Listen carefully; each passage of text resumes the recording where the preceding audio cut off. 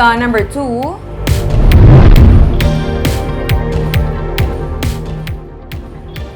$373 ka unit sa modernized jeep ang bakante kun luyag sa masobra 3,000 ka mga traditional nga driver kag operator nga magbiyahe sa syudad sang Bacolod.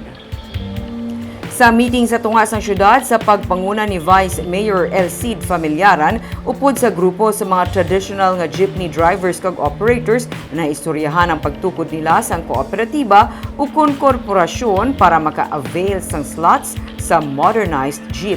Pero sa pagsinapon sa opisyales sang syudad upod sa grupo sa modernized jeepney drivers kag operators, may 373 na lang ka slots ang pwede sa mga luyag magbiyahe sa modern jeepney sa Bacolod. Sunod sa BC Alcalde, kulang ini hindi lang para sa mga pasahero kundi sa masobra 3,000 ka mga drivers kag operators nga mawad-an sang palangabuyan karon nga ginapatuman ang modernization program sang national government. Sa karon may duha ka semana nga ceasefire sa dakpanay sa mga traditional nga jeepney nga nag-expire na ang prangkisa. Corporation 373 units. But willing ining mga modernized jeep Magbaton. So mo na gina-consult subong ang traditional kung masulod sila kung ganyan. Sala ang desisyon sang LTFRB nga out of pasaton 3,800 plus ang traditional mo with permits, with franchise. Now karon gin-cut mo siya, ginimo mo lang 1,000, 1/4. So, 3/4 kita mawad ang obra. Kag sa numero 1 sa mga balita, subong nga adlaw.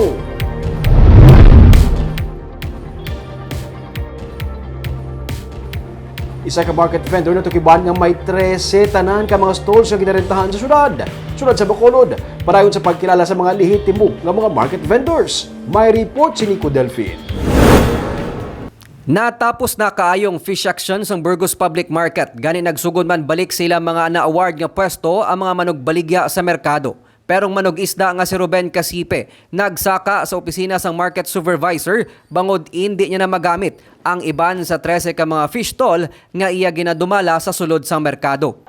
Ang ginapangayo lang namon, ihatag lang ang napertenise sa amon. Wala na kami ginapangayong iban. Ang napertenise sa amon pamilya ng mga lamisa, iba ihatag lang sa amon tapos na. Pero kung matapos na, okay magyapon.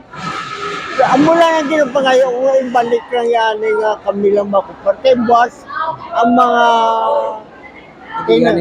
ang mga balik na bus mo kasi ang imoon ko hindi na lang ko na magbakal sa isda nga para sa ila. Kay base kung di wala Suno kay Attorney Romeo Carlos Ting Jr., isa lang kapwestong sarang ma-award sa isa ka market vendor kag hindi niya pwede magamit ang mga nabakante nga stall bisan ginapanag-iyahan pa ini sang iya mga himata ukon kakilala. Ang budlay na kay kung hindi ta makuha sa lay diretso, ipagi ta sa iban ti subong kay kung nagrapol na hindi ka na makadiman na maamo ka ginaya yan iyata gina way obligasyon niya ang city para matagaan ning iya gusto. Sang Oktubre, nagperma sang Certificate of Recognition ng masobra 1,200 ka mga market vendors sang Burgos, Libertad kag Central Market kabahin sang tikang sang syudad agud ma-validate ang lehitimo nga mga naganegosyo nga mga vendors sa mga merkado. Sa nagsugod ang pandemic, halos wala naman makarenew sang ila kontrata mga market vendors sa syudad suno kay Ting. Iya nag-claim siya sa una pa na mga rights si why na yan na hindi ka naka-claim niya over sa rights mo sa una kay ang kontrata lang gid sa market duwa ka tuig mo ti why naman subong yung may nakakontrata kay pagsugod pandemic why naman nag-execute contract na 2 weeks 2 years ti ang namina kung hindi ti kung nagabayad ka binulanan monthly ka na lang pwede ka na mapali niya gaan ka lang notice ya kay monthly na lang kaya. Suno sa pila ka mga vendors may nagaparenta sa mas mahal nga presyo sa ilang mga pwesto sa merkado sa iban nga tawo. 15 pesos tubtob 50 pesos kada adlaw nga arkabala ang ginabayad sa mga vendors nga nagarenta sa syudad. Pero ila ini ginaparentahan sa tag 6,000 tubtob 8,000 pesos sa iban nga vendors nga wala pa madala ang bill sa kuryente kada bulan. Suno kay City Administrator Attorney Boyet Maghari, ang pag-issue ng Certificate of Recognition kabahin sa paghikot nila sa mga requirements para sa lease of contract. Pinaagi man diri mapatod sang syudad ang aktwal nga mga naganegosyo kag nagabayad sang ila utang sa syudad. Ang issue na dahil pagsulod na muna na siyang sitwasyon, dugay na sila mo. So, amo na gali pag-inventory, nang nakitaan na sila, so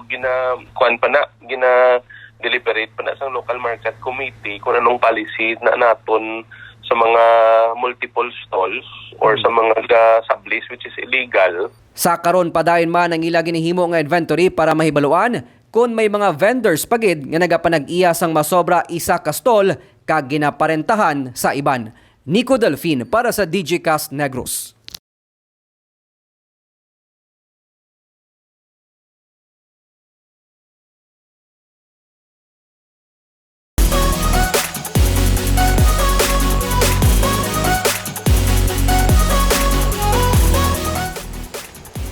Sa Good Vibes, nagrense nga anay world longest reigning boxing champ ang nanging trending karon matapos mag-post sang iya litrato nga nagasuksok sang uniform sang food delivery driver. Nanging food delivery driver na bala siya, aton hibaluon sa report ni Nico Delfin. Viral karon ang ginpost nga litrato ni Donnie Nietes nga nagasuksok sang uniform sang Food Panda. Madamo gilayon sa mga netizen ang natingala kung nga nangin isa ka delivery rider ang negrense nga anay world longest reigning boxing champion. Bisan si Nietes nalingaw man sa mga reaksyon sa mga netizen. Pero suno sa iya natabuan lang nga naga-trail ride siya upod sa pila pa ka mga motorcycle rider sa Cebu. Kag napensaran niya nga magsuksok sang uniform sang delivery rider para kalingawan lang. Kaya ka ng buwan lang para palingaw lang sa mga followers kag sa mga boxing fans. May pila sa ila, nag-order gilayon sa iya, pero hindi pagkao ng ilang nga order, kundi jab, uppercut kag hook, mga signature moves sa ring sang kilala nga ginapabugal nga boksidor nga tumandok sang banwa sang Murcia. Nahamot ko sa ilang nga mga komento sa akon. So far, salamat gyapon ko sa ilang mga suporta. Dapat yan kitayaran ko sa Food Panda kay i-promote kung ilang product. Sa karon, padayon ang training ni Nietes samtang masako sa negosyo sa hauling kag construction services. Matapos mapierde sa iya ulihi nga hampang sang Hulyo, nagapamensa na gidman nga magretiro si Nietes para mag-focus sa negosyo pati nang mag-endorso sang produkto. Sa Subong, wala pa man pero kapaabot ko kung may dako nga offer. Hampang pa ko pero kung wala nang dagko nga offer, siguro basi hindi na ako magpadayon sa boxing. Nga man. Basig ma-focus na ko sa negosyo siguro. Sa amo na nga post bala na kuan ko na trending ko. Trend na daw na kuan ko sa Food Panda.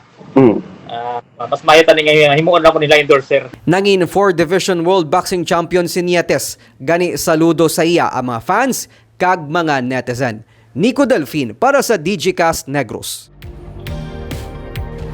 Barb, hilig na magmotor. Wala siya nag-food delivery, ba't nakakita siya sang bayo sa Food Panda? Gintestingan niya ng sukso pag nagpa-picture. Nag-trending siya. Kadamo, gidya may isang madalang mensahe ninyo sa isa ka litrato. Ba't ready siya ba endorse ko ng kaso? Kagabi itong mga balita sa Negros, Subunga Adlaw. Kay man sa panahon karon importante nga may ihibalo ka sa nagakatabo sa imo nga palibot. Pero dapat balansa ng eksakto ang mga impormasyon. Parahin kami nga magapangalagad sa Negrosanon. Ako si Barbara Mijares. Tubtub sa buwas, ako naman si Romeo Subaldo, mayong hapon.